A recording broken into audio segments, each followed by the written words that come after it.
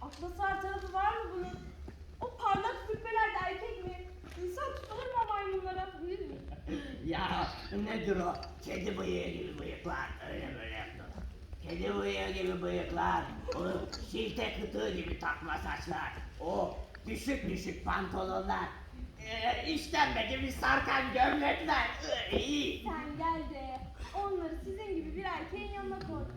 Erkek dediğin böyle olur. Baktı mı gözünü doyuruyor insanın. Sevilecek adam böyle giyinmeli.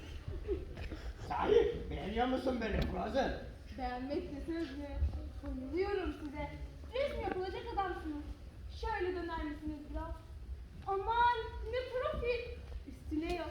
Bir de göreyim ne olur. Şu bedene bakın. Heykel gibi. Rahat, sıkılar, gürbüz. Hastalıktan eser yok.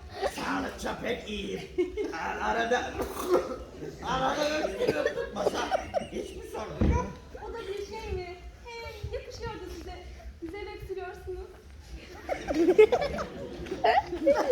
Bu kadarla ben bile inanamadım Frozen. Bir şey daha soracağım sana. Maria, beni hiç görmemiş mi? Yani penceresinden bir bakmamış mı ben sokaktan geçerken? Hayır. Ama uzun uzun konuştuk sizler. Değerlerinizi saydım, döktüm. Sizin gibi bir kocasının olmasının ne demek olduğunu anlattım. İyi etmişsin, eksik olma.